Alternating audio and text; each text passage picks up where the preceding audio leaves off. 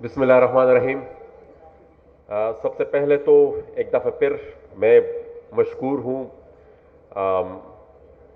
آسما Jahangir conference کے منتظمین کا کہ انہوں نے دعوت دی. چھوٹے صوبوں کے مسائل کے بارے میں تقریباً کافی تفصیل سے باتیں کی مقررین نے، لیکن میرے خیال میں جو بنیادی، اور میں کوشش کروں گا کہ جتنا جلدی اس پورے بحث کو سمیٹ سکوں، لیکن میرے خیال میں بنیادی جو ہمارا مسئلہ ہے وہ ہمارے آئینی ڈھانچے کا ہے. جو فیڈرل کانسٹیٹیوشنل سٹرکچر ہے میرے خیال میں وہی فساد کی سب سے بڑی جڑ ہے، اور یہ وہی کانسٹیٹیوشنل سٹرکچر ہے جس طرح خٹک صاحب نے جس کی طرف اشارہ کیا کہ بنگال کی آبادی ہم سے زیادہ تھی اور وہ اس کو پھر مار مار کر یہاں سے بگا دیا گیا. لیکن یہ اسی پاکستان میں جب سن 62 میں آئین بن رہا تھا تو اس وقت پیریٹی سسٹم لایا گیا. بنگال کو کاؤنٹر کرنے کے لیے پیریٹی سسٹم لایا گیا کہ بھائی دونوں کی نمائندگی برابر ہوگی، حالانکہ بنگال کی نمائندگی زیادہ تھی. تو میرے خیال میں جب تک اسی پیمانے پر اور اسی فارمولے پر ہم پاکستان میں ایک نیا آئینی ڈھانچہ، اور جس سوشل کانٹریکٹ کی طرف ڈاکٹر صاحب نے بھی اشارہ کیا، میرے خیال میں ایک نیا سوشل کانٹریکٹ جس کی بنیاد ہی اس پر ہو کہ جو ہمارا فیڈرل کانسٹیٹیوشنل سٹرکچر ہے اس سٹرکچر کو ہی ہم نے ریوائیو کرنا ہے. میرے خیال میں اس کے علاوہ ہمارے مسائل کا کوئی حل ہے ہی نہیں، کیونکہ یہاں پر پنجاب میں ہماری اتنی اکثریت ہے کہ ایک سیاسی جماعت پنجاب میں اکثریت لے کر آ جاتی ہے، وہ حکومت پہ قابض ہو جاتی ہے، حکومت ان کی ہوتی ہے.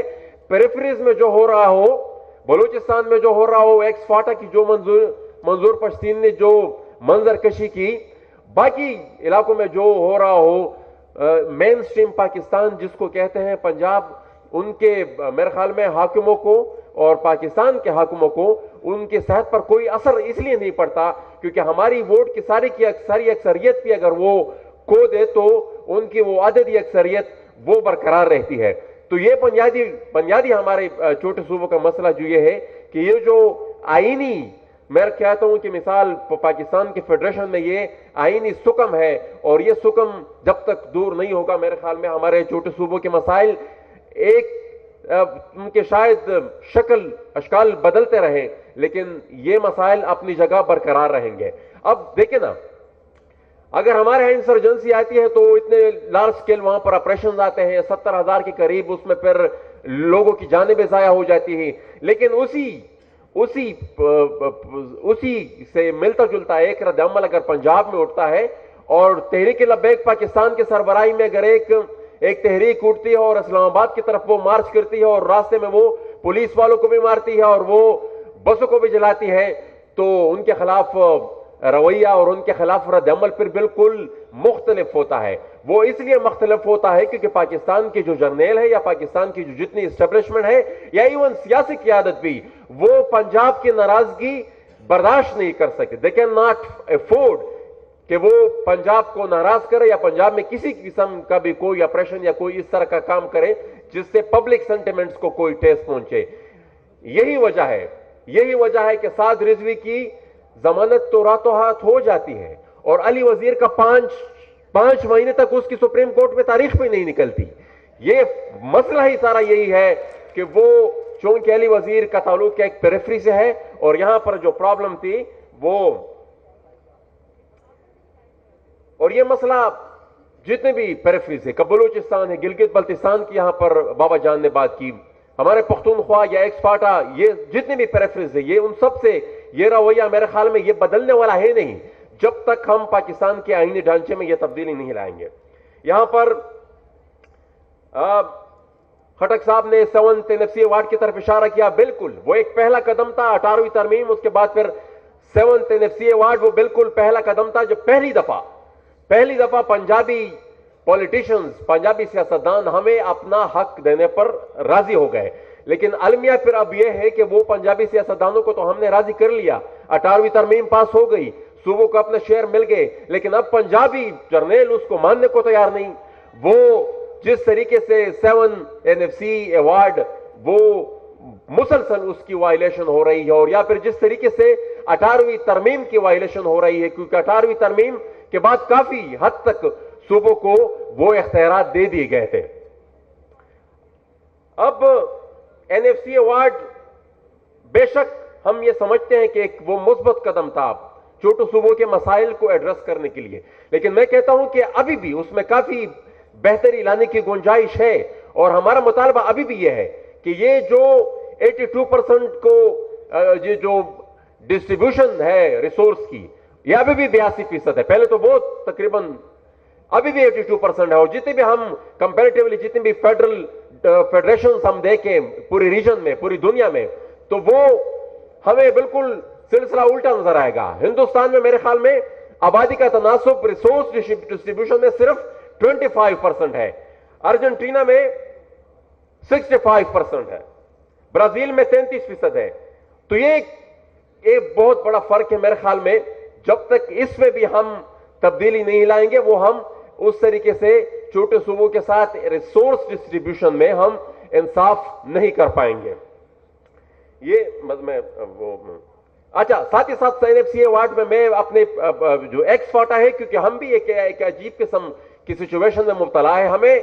مرج تو کر دیا گیا تھا، لیکن جو مرجر کے وقت جو وعدے کیے گئے تھے کہ اس طریقے سے آپ کو اتنا شیئر ملے گا، اس وقت پرومس یہ ہوا تھا، ہمارے ساتھ وعدہ یہ ہوا تھا کہ 3% آپ کو فیڈرل ڈویژنل پول سے NFC میں آپ کو شیئر دیا جائے گا۔ حالانکہ ہمارا اپنا جو شیئر بنتا ہے، جو ایکس فاٹا کا شیئر بنتا ہے، جو کہ انڈیپینڈنٹ اکانومسٹ جتنے بھی ہیں، ایک دو ساتھی جو ہمارے ہیں اس نے جس پر کام کیا ہے، ان کی اسیسمنٹ کے مطابق ہمارا شیئر 5% سے بھی زیادہ بنتا ہے، 5% سے بھی زیادہ بنتا ہے۔ اچھا، المیہ یہ ہے کہ بلاک ایلوکیشن فی الحال ہوتی ہے، پیسہ جاتا ہے 2 سال پہلے میں نے اپنی بجٹ سپیچ میں وہ جو بریک ڈاؤن ہے، جو پلاننگ کمیشن کی ویب سائٹ پر موجود پہلے ہوتا تھا، اب نہیں ہوتا، اس بریک ڈاؤن کو جب میں نے اپنی بجٹ سپیچ میں بیان کیا کہ آپ تو کہہ رہے ہیں کہ بھائی 70-80 ارب روپے ہم نے لگائے ہیں، ان 70-80 ارب روپے میں 50 ارب روپے تو ڈیفنس میں گئے ہیں، اور وہ اپنے جو وہاں سے آپریشنز اور فلانا ڈنگرا اور تار لگانے کے جو پیسے ہیں وہ بھی ہمارے فاٹے کی ڈیولپمنٹ کے کھاتے میں ڈالتے ہیں۔ اچھا، اس کے بعد، اس تقریر کے بعد اب تک پلاننگ کمیشن کی ویب سائٹ پر کوئی بریک ڈاؤن نہیں دیا گیا کہ بھائی فاٹا میں جتنے لوکیشن ہوئی ہے یہ کس مد میں خرچ ہوئی ہے۔ ابھی تک اس کی کوئی انفارمیشن ہمارے پاس اویلیبل نہیں ہے، نہ مختلف کمیٹیوں میں جب ہم مانگتے ہیں نہ پھر وہاں پر یہ ہمیں پرووائڈ کی جاتی ہے۔ اب ایک اور پچھلے دنوں ایک آرڈر نکلا تھا پروونشل گورنمنٹ کا، اس میں لکھا ہوا تھا کہ فاٹا میں جو ایکسلریٹڈ امپلیمنٹیشن پروگرام ہوگا اس کی نگرانی کور کمانڈر پشاور کریں گے، اور اس میں اور تو اور FWO کے نمائندوں کو بھی اس میں انہوں نے انکلوڈ کیا ہوا ہے۔ اب FWO ایک پرائیویٹ کنٹریکٹر ہے، اور وہ ہمارے سرکاری جو فنڈ ہے ہمارے فاٹا کی، وہ اس کی ڈسٹریبیوشن میں بھی وہ شیئر ہولڈر ہے۔ میں 2 منٹ میں کنکلوڈ کرتا ہوں،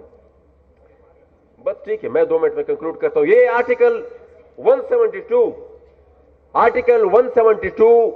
آف دا کانسٹیٹیوشن، اس کے مطابق 50% جو ہمارا آئل اینڈ گیس کا شیئر ہے، 50% جو ہمارا آئل اینڈ گیس کا شیئر ہے اس پہ صوبوں کے اختیارات ہیں، لیکن اس آئینی شک پر بھی حقیقتاً عمل نہیں ہو رہی۔ ساتھ ہی ساتھ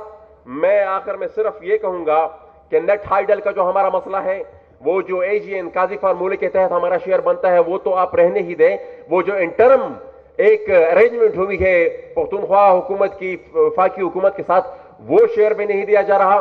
gas surplus, Khyber Pakhtunkhwa gas surplus صوبہ ہے، اور وہ پھر جب گیس کا پھر ٹیرف اور اس کی ڈسٹریبیوشن، پھر وہ اس کے لیے پھر انہوں نے جو weighted average gas cost of gas ہے، پھر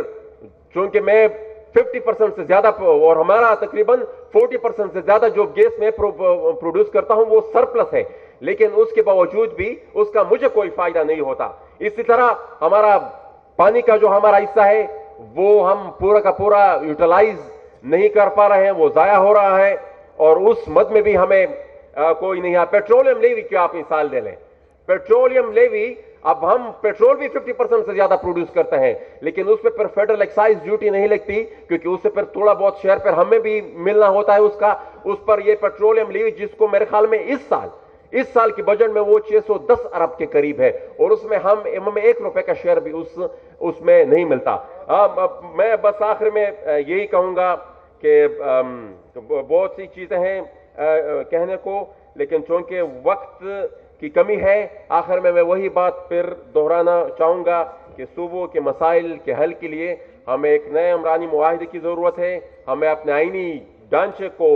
بدلنا ہوگا ورنہ جس طریقے سے پاکستان کے جرنیل اس ملک کو چلا رہے ہیں تو میں کہہ رہا ہوں کہ یہ کمپنی اس طرح نہیں چلے گی. بہت شکریہ. بہت شکریہ ناول صاحب.